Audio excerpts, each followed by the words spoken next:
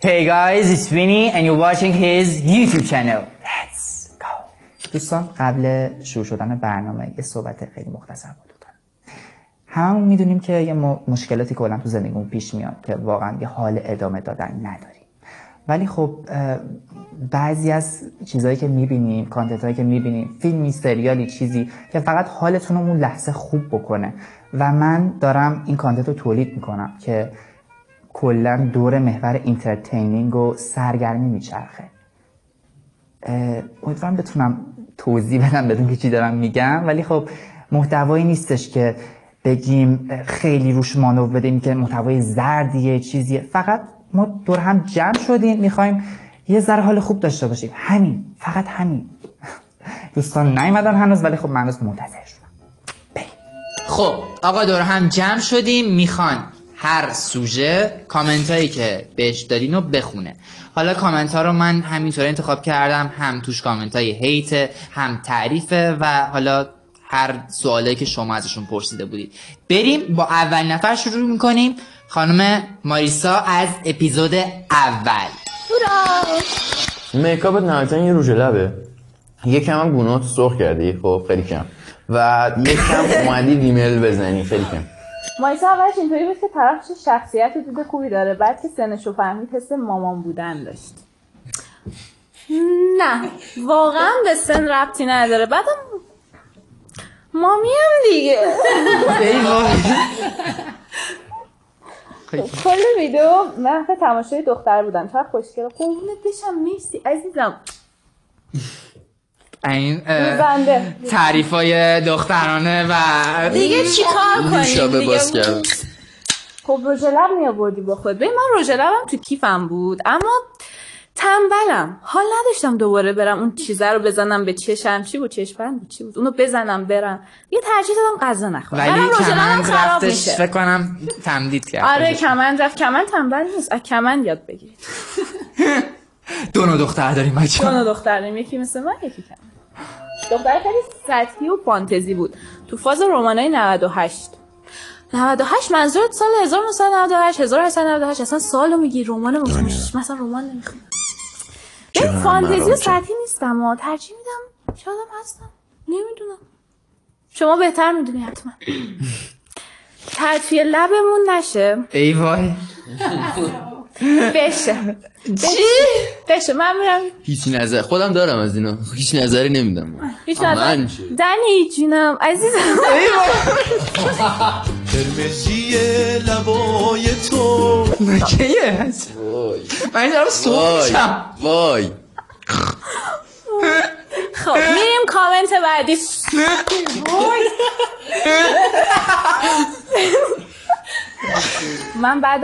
من بعد اینکه گفتم به دوستام دیگه نمیخوام بهش برگردم. منظورشو نمیفهمی؟ رفتیم با هم بیرون رو میگید بچه، بذارید من یه ذره اوکیش کنم. کلا حالا در موردش صحبت میکنی بعداً. ولی خب خواستم توضیح بدم بهتون. بیا مامی جون.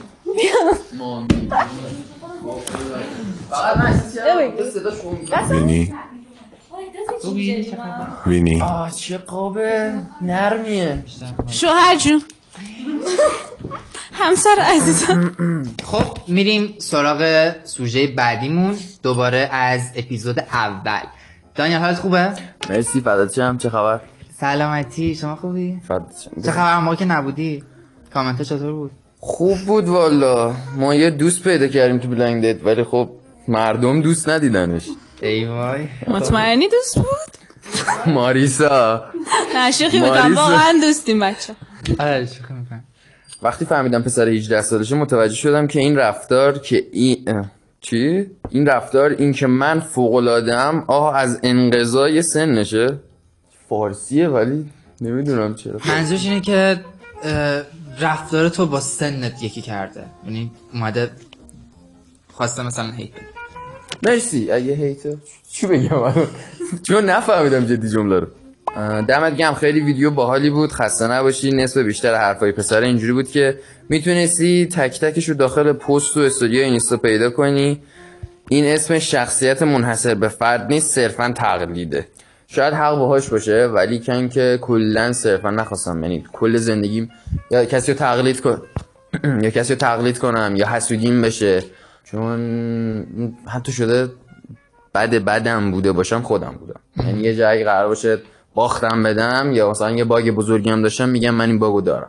میدونی که خودتی. آره حداقلش میدونم خودمم. دانیال چه عزت نفس و استدلالایی داره رو حرفاش، یکم هم پرروه. این که میگه یکم هم پرروه، آره من واقعا یکم زیادی شاید پررو باشم. و این که میگه عزت نفس یا استدلال داره رو حرفاش، اگه بدونم منبعی که دارم میگم درست باشه آره. یعنی از یه جایی صحبت میکنم که میدونم معتبر. حاجی پسر خیلی خوبه ماشاءالله، خیلی حال کردم با همه چیزش. ماشاءالله. عکس پروفایل کامنت رو دارم میبینم. داداش واسه زاویه فکت چه روشایی رو امتحان کردی؟ بچه من یه چیزی روک بگم، داداش صرفا یه لایو با مادر یا یه ویدیویی با مادر من بذارم. ژنتیک، من عکس مامانش رو دیدم بچه. آره خدا رو شکر ماجرا داری تایید میکنی و واقعا کاری نکردم. وایس ببینم تو باش عکس مامانش ما دوستیم. خدایا ناکیه. من نمیدونم این چه فازیه، هر کی 2 کتاب روانشناسی خونده فاز میگیره، فکر میکنه همه متدهای شخصیتی رو میدونه. جدیدن کتابای روانشناسی خوندن جزء کارهای با کلاسه. من حالا به دلیل حالا زندگی که داشتم تقریبا از 11 سالگی کتاب خوندم. اصلا منتی نیست و حرفی نیست که من دارم کتاب میخونم، نه، چون اونجا ماریسا حرفشو زد، سوال پرسید کتابشو میخونی، من گفتم آره. اعتماد به نفس پسره رو چی نوشته؟ وای اعتماد به نفس پسره رو شاش داشت، الان تو قوطی رانی به فروش. مرسی، هیت جذابی بود. کل تایم دانیال با اون ماژیک درگیر بود. آره من کلا حتی سر مدرسه اینا میرفتم، کلا سر کلاس یکم یعنی یه جایی نمیتونم بشینم، حتما با ایسی ور برم جدی. حالا یا اول فاز این قراره خیلی داستان شه، ولی اشکال پسر حس میکنه خیلی خفنه، در صورتی که تو 25 سالگی میفهمه چه پلشتی بوده.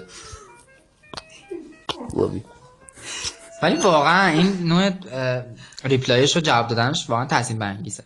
چی بگم؟ چون ببین نه آخه حالا کاری ندارم که شاید مثلا شخصیت رو توی نمیدونم ویدیو بلایند دیت مثلا چقدر بود، نیم ساعت 40 دقیقه تو نیم ساعت 40 دقیقه مثلا اون هیچی. یارو اصلا میاد تو پیج من یه ویدیو از من میبینه، یه استوری از من میبینه یا عکس، یارو راجع به شخصیت من، یارو راجع به لباس پوشیدن من، نگاه کردن من تو دوربین، رفتم آمدم، دوستام، روابطم نظر میده. اصلا دورت بگردم، اصلا کاری با این ندارم که من خیلی آدم در به داغونی ها فلا اینا، ولی تو خودت توی نیم ساعت 40 دقیقه داری یکیو خیلی جدی قضاوت میکنی، نظرتو مینویسی دیگه با خودتونی. هی واسه اولین بار خواستم لباس لی باشم. ای وای اوه کش آقای دانیال تو گلوش منبع اگزوز بلوچی داره. آقا دانیال تو گلوش منبع اگزوز بلوچی داره.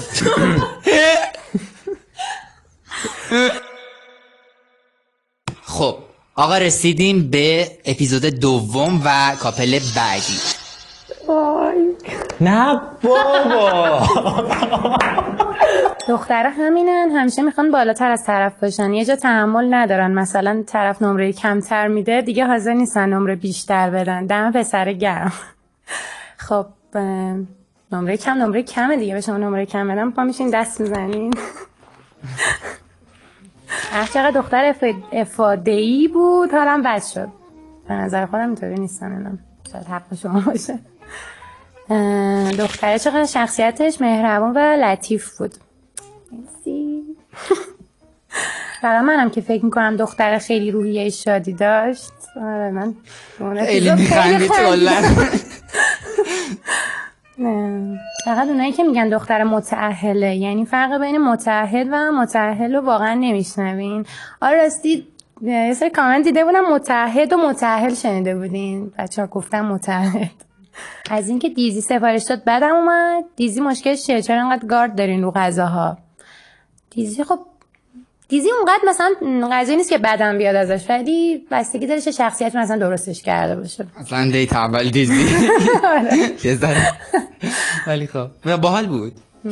یک سوال، تصویر مگه آبی و سبز نیست؟ آبی سبز ده. بچه چی می؟ شیشه چیزی مذهب شیشه پاک کنه. چرا دختر ویژگی خوبش رو گفت متعهد بودن. هر دو نفر نرمالی که میرن تو رابطه وظیفه‌شونه به هم تعهد داشته باشن. این ویژگی مثبتی نیست، در واقع وظیفه است. خب بله، تعهد داشتن حتما نباید راجع به خیانت تعریف شده باشه. منظور من از تعهد اینه که طرفو توی هر حال بد و خوبی که هست کنارش باشی و مراقبش باشی و کیرش کنی. دختر اونجایی که گفت از آبگوش بعدش میاد کنسل شد. اوکی. فقط همونجا که گفت یه چیز بد بگیرم دیزی بگیرم دیگه نگاه نکردم. کفت رفت که به دیزی گفت بد، دیزی حرمت داره بچه بی خیانت دیزیش. کسایی که دیزی دوست دارن ریختن تو کامنت ها. کامل واقعا زیباست. لطف دارین. شدیدن کراش این دختر. کامنت های قرمز میشم. خوشگلم باشه پشرت میشدیم میخندی. چت زن. چت زن منظور چت دختر. چته نکنه منظورش. نه منظورش این که سلام، قد بلند مکوتا سفید هستم. سلام عزیزم، خوبی؟ من اون وسط خیلی آروم گفتم که کسی نشنوه، ولی مثل این که خیلی متوجه شده بودن. پسره چه صدایی داره قربونت برم. ببین فازونول داره، یهو میگیره روی این صدا، یهو یه وقتی مثلا صدا اینجوری میشه، اصلا چیز بین و بین نداره. صدای خودته یعنی. صدای خودم صدا سازی نمی‌کنم تا جایی که میتونم، یکم بلند صحبت میکنم اینطوری میشه. آره. چقدر اخلاق پسره رو دوست داشتم، خیلی راحت و باحال به نظر میرسید. اتفاقا اصلا راحت نبودم، واقعا استرس داشتم اولش. آره سخته. آره دوغا ولی چرا خورده نشد؟ مسئولین پاسخگو باشن. خب مسئولین پاسخگو باشن یعنی که شما نخوردید دیگه. همزده نبود. راست میگه. اعتماد به نفس پسره رو یونجه داشت، سالی 3 بار زعفرون. من کوچیکتم داشتم. پسره واقعا خوب بود، هم ظاهری هم اخلاقی، ولی از سلام قشنگم نمیشه گذشت. ببینی هر کی یه بیانی داره واسه یه محبتش، هر کسی حالا هر جوری میخواد باشه توی دیتش، توی غیر دیتش. و به نظر من تو اگه بخوای ظاهرسازی بکنی توی دیتت و مثلا اینجوری نباشی، پس فردا که میری تو رابطه و اون موقعی که خودت واقعیتو نشون میدی دچار داستان میشی. پس همونی که هستی باش، حالا میخوان دوستت داشته باشن یا نداشته باشن. چرا صداقت آدما رو زیر سوال میبرید؟ گفتن قشنگم به دوستش چه مشکلی داره؟ واقعا مرسی، دم شما گرم. آره کامنت های مثبت هم زیاد بود در این باره که حمایت کردن. ببین یه چیزایی حتی تا تهدیدم به من گفته بودن، مثلا راجع به حتی مامان بابام وارد داستان کرده بودم. مثلا اینجوری بودش یکی نوشته بود دایرکت که خوبه بابا تو محل کارش به همکار خانمش بگه سلام قشنگم. اون موقع مامانت چیکار داره؟ بعد فوش مادر بود، چیز عجیب غریب بود. پسره چقدر شبیه استفن تو خاطرات خونه‌شامه. ببین ترکیب استفن و رامی مالک و رابرت پاتینسون اینا مناطق محرومم من. ورژن آسیاییشم دیگه. وقتی به رفیق دخترت میگی بابا زیست کنم یکم تنوع داشته باش. ببین من داشتم میگشتم، یعنی بیشتر کامنت ها یعنی همشون در مورد همین بود. من دیگه خسته شدم، اینطوری داشتم اینطوری میکردم دیگه. وقتی به رفیق دخترت میگی سلام قشنگم، معلومه کنسل میشه. من خوشحالم که برای شما کنسل شدم عزیزم. پسر خیلی باحال و خاکی بود، من قربون شما برم. از بین این کامنت ها بالاخره کامنت هایی هم بود که واقعا دوستت داشتن، محبت. آره من واقعا دوستتون دارم، دم شما گرم. یعنی یه توجهی بهم نشون داده شد که کمبود توجهم واقعا شد. جون بابا تو خودت فیزیکی، خوشگل واسه ما میخواد حذف فیزیکونه. جون بیا اینجا ببینم داداشم، بیا ببین. بیا تو منو حذفم کن قربونت بشم. قشنگش روز تولدشو نمیدونست. ببین میگن هر چقدر تا میزان صمیمیت آدم بیشتر میشه اینجور چیزا واقعا میره کنار. مثلا من یه سری دوستایی دارم که 1 سالم نبینمش، همچنان بعد 1 سال همدیگه رو میبینیم دوباره با همدیگه اوکی ما داریم حرف میزنیم و عین مثلا اینکه 1 سال داریم با هم زندگی میکنیم و ربطی نداره به نظر من. خب میرسیم به نامه اصلی. ایوا این چیه؟ خب ایسا صداش صاف کن. منظورتون جدی چیه که میگی نباید به دوستش میگفت قشنگم؟ چرا اینقدر همه چیزو جنسی میبینید؟ آخه اگه دختر بود به دوست دخترش میگفت قشنگم اشکال نداشت. از نظرتون چون پسر مشکل داره؟ داداش اینا نه نخ دادن نه لاس دادن نه هیچی. احساس صادقه بین دو تا دوسته که همه جا هست. آفرین. همینطور ادب و لطف و تو خطاب کردن دوستش نشون. همینطور ادب و لطف و تو خطاب کردن دوستش نشون میده. لطفا ذهنتون از این آشغاله که توشه بشوری. تو سال 2024 زندگی میکنی نه دوران پایانی سنگی. واقعا واقعا. خب رسیدیم به اپیزود مورد علاقتون، اپیزود 3، مرام و ستاره. چاکریم. ببینیم چند شهری بریم؟ بگم چند شهری؟ 8 شهری. شت من 7 شهری بریم. خب اولین کامنت داداش، من خودم دیت می اومدم باهات لایک میدادم. حالا کامنت از کیه؟ اشکان شادکامی. داداش خیلی نوکرتم، میدونی خیلی خفنی، خیلی خوبی، خیلی باحالی. من کوچیکتم واقعا. اشکان شادکامی واقعا خیلی آدم مشتی هستی. اون تایپ سی از شدت بیمزگی خنده‌دار بود واقعا. آره واقعا هم بیمزه بود. چی بود من گفتم تایپ سی یعنی چی؟ یه ستاره شبهامون نشه. یعنی چی یه ستاره شبهامون نشه؟ یعنی اسم آهنگه یا مثلا تو شب یهو ستاره بیاد بره؟ از پسری که موقع سوال پرسیدن میگه لیدیز فرست فرار کنیم. میخواد بسته به جواب دادن شما جوابشو آماده کنه. راست میگه؟ ببین راست گفتنش که خب آره بالاخره یه فرصتی نصیب اون طرف مقابل میشه که یه ذره بیشتر فکر کنه، ولی کلا اصولا یه چیزایی دیگه رعایت کردن اون اخلاق جنتلمنانه و ادبه که خب شما وقتی که با یه خانومی یه جایی هستین اول ایشون صحبت کنه، اول ایشون کاری که میخوان انجام بدن در رو براشون باز کنیم. یه سری از این کارا دیگه واقعا. بعدم گفتم به جای لیدیز فرست بگین که خانوما مقدم ترن. از گلزار قشنگتر بازی کردند. اینو نفهمیدم یعنی چی. یعنی این که من ادا در یه نقش بازی کردم یا مثلا منظورش چیز بودش، منظورش عروسی گلزار هستش که وایسادن رو. اوه اوکی. ولی واقعا من تازه فهمیدم. ولی خداییش بچه یه چیز بگم، ما هر چی که تو این دیت ها بودیم همه بچه ها خودشون بودن، یعنی هیچ اکتی نداشته، هر کی شخصیت واقعی خودشون نشون داده. دقیقاً. و حتی موقع نمره دادن یا لایک و دیسلایک دادنم ما هر چی که واقعیت بوده رو اون لحظه از خودمون بروز دادیم. هیچ واقعا نقش و برنامه‌ای توش نبوده. سلام آشپز هستم، میتونم کل دیت ها رو اجازه بدم شما حساب کنیم؟ خیلی مخلصیم. من حساب میکنم شما آشپزی کنیم. اگه شما آشپزین اینجوری بهتر. برادر فکر میکند 365 روز وقت دارد. این یعنی وقت کمه یا 365 روز؟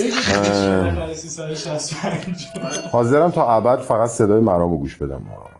خیلی مخلصیم. لطف داری، خیلی متشکرم. تو کامنت هم خیلی لطف کردین، راجع به صدای من صحبت کردین، وایس فرستادین، کامنت گذاشتین. ممنونتونم. لطف دارین. دیگه سنم رفته بالا، صدام اینجوری شده دیگه، ولی مخلصیم. یه درخواست بکنم؟ نه. Are you lost baby girl؟ خب میکل مورونه خاورمیانه.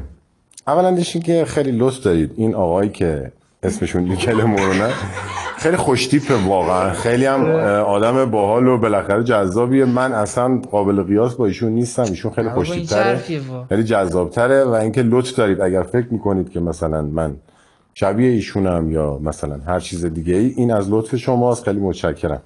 میدونستید به دوست دختر مرام چی میگن؟ چی میگن؟ با مرام؟ با مرامی؟ زدن که مرام زبدر قرمز، ددی تیک سبز. خب واقعیتش اینه که داستان ددی رو بهم میگی. من داستان ددی رو نمیدونستم چیه. باورتون میشه نمیدونستی که اصلا کلا داستان. از یه جایی یهو دیدم که تو کامنت ها و تو دایرکت ها همش هی میزنن ددی، ددی خوبی، ددی چه خبر، ددی ما میشی. بعد من گفتم خدایا ددی یعنی آخه بچه یه چیزی بهتون بگم، مثلا من خب 34 سالمه، ولی خب مثلا تو جمع دوستای خودم و اینا که میرم اونقدر من از همه بزرگتر نیستم، خیلی از دوستام از من بزرگترن، ولی اینکه همه یه اومدن گفتن ددی و ددی، بعد من گفتم خب ددی چیه؟ بعد یه سوال کردم، گفتن که آقا ددی یعنی این. ددی باشه. آها یه چیز دیگه هم بگم. آها آره بعد یه جایی دیدم که یه سری ویدیو ادیت زدن، بعد هی توش میزنن که ما شما رو شیپ کردیم، بعد یا شیپ، بعد من گفتم خدایا شیپ جنگل چی منظور؟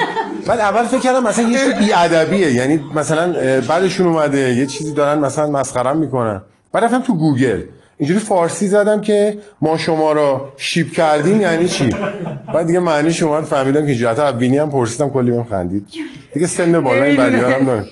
نه خب اولی نوشته که اعتماد به نفس ستاره و اینکه مشخص بود چقدر خوب واسه خودش ارزش قائله و خیلی دوست داشتم.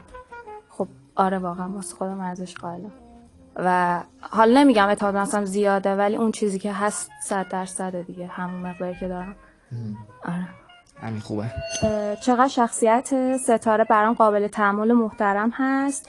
پاسخهایی که میداد ادایی نبود، واقعا خیلی خوشم اومد ازش. واقعا من سعی کردم 100% خودم باشم، یعنی واقعا خودت بودی تو ویدیو؟ آره واقعا خودم بودم، یعنی چیزی که دیدن 100% یه تصویر حالا کوتاهی از خودم بود. واقعا وقتی به ستاره میگی با کی هستی، میگه من با مرامم. من قالب کامنتایی که اصلا تو پستام میگیرم راجع به مرامه. جدی؟ آره واقعا.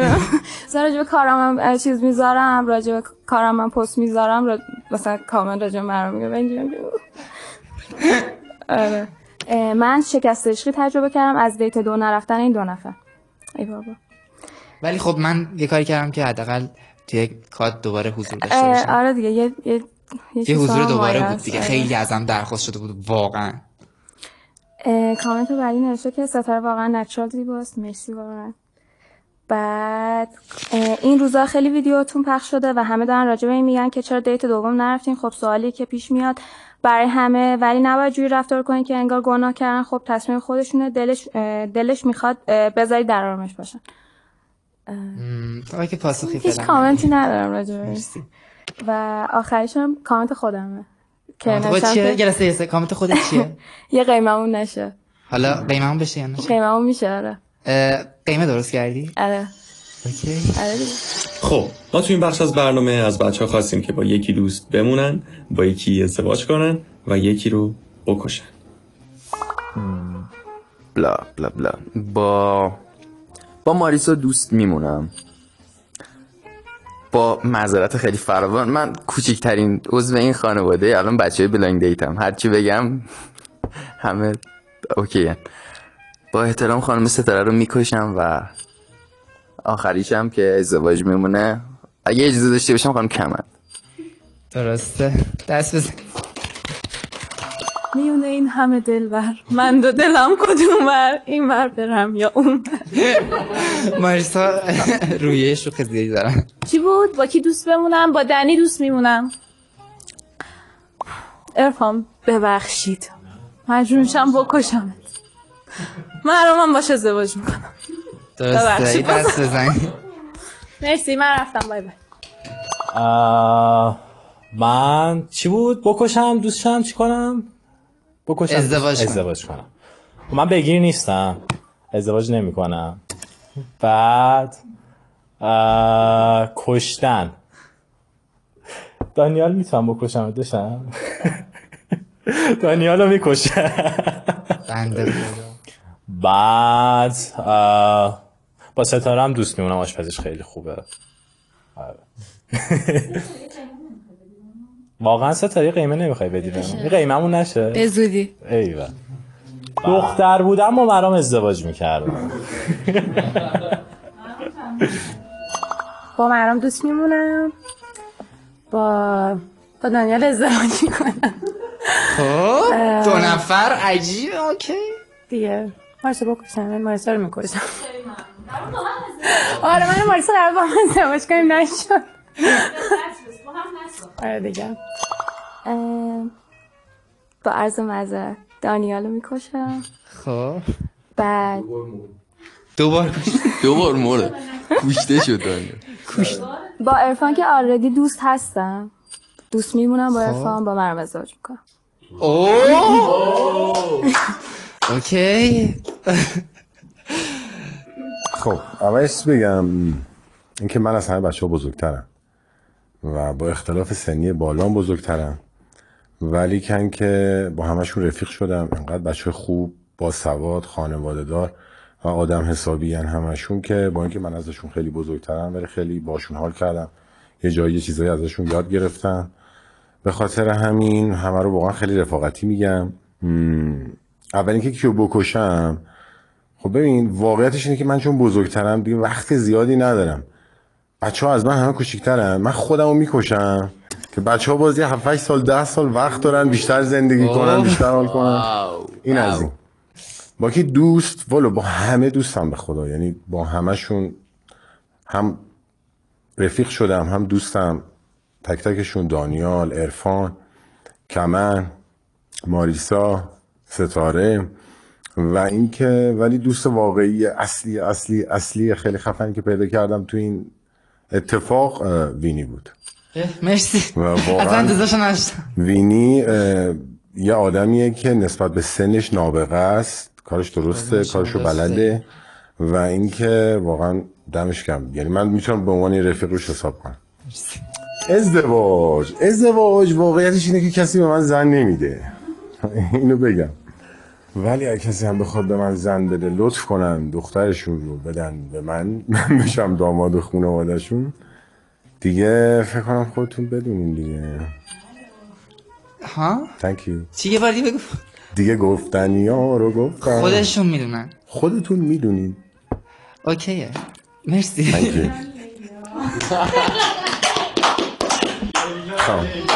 خوبی؟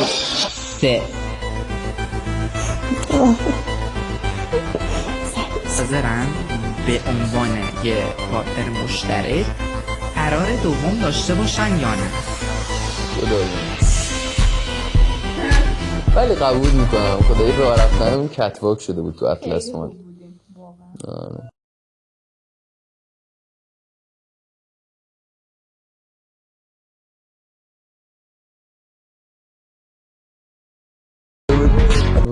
خیلی خوبه، فردا زنگ زده بودش که شما دوتا رفتی کنم. من دوستم در حال محبت کردم. من اوکی این بالاخره یه ادیتی که درست. این آره آدم واری بود چون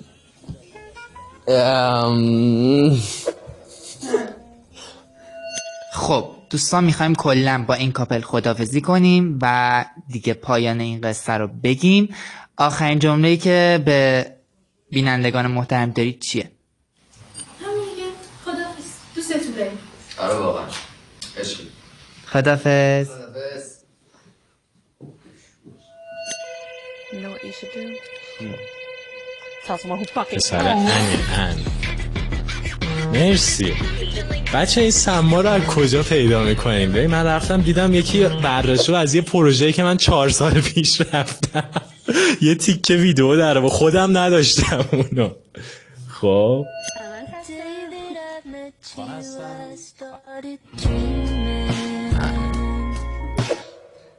I started dreaming. بله بله. You have a crush? Yes. Can I see your crush, please? مرسی بچه بابت ویدیوهاتون، ادیتاتون خیلی خفن بود. مرسی بابت همه حمایتاتون، خیلی خوبین همتون. نه واقعا دمتون گرم بچه. چه کسایی که کلا هرچی دوست داشتن گفتن، چه کسایی که دوست داشتنی صحبت کردن، واقعا دمتون گرم. مرسی و عشق میدین و واقعا خیلی برام زیبا و جذاب بود. بس پینا خداحافظ.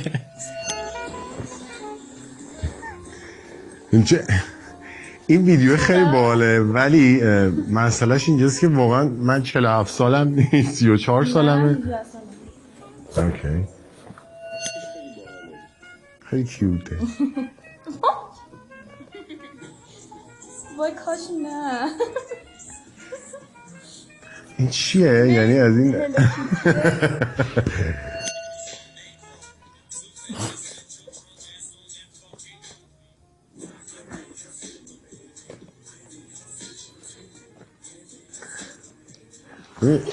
این ادیت ها همش حول محور این نگاهه بود. ببینم چه نگاهی بود؟ ادیت ها 90% حول محور این نگاهه بود نمیدونم چرا یه نگاه. خب دیگه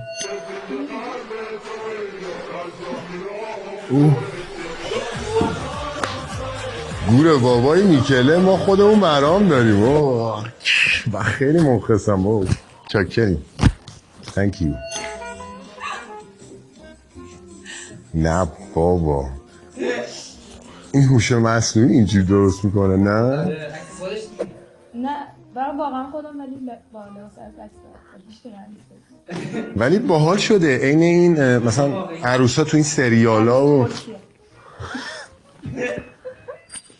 خدافظ. مرسی که ما رو دیدی. خیلی ممنون. دم همتون گرم. واقعا ممنونم. مرسی انقدر این هفته لطف و محبت و عشق و انرژی مثبت و تعریف و تمجید کردین که من واقعا اصلا لیاقتشو نداشتم و خیلی هم لطف کردین. ممنون همتونم. انشالله شاید فرصت بشه تو برنامه‌های بعدی هم ببینیمتون. مرسی.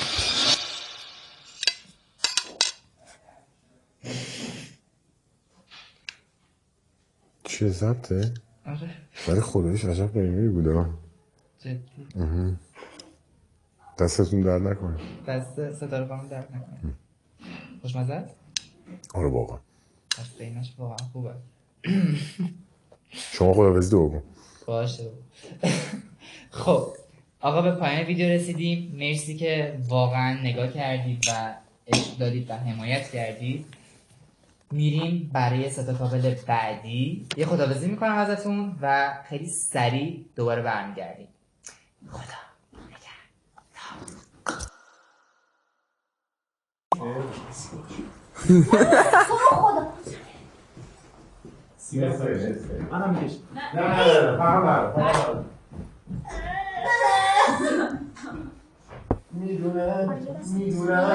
میدونم خاطرم و خیلی میخواد اینجا باشه.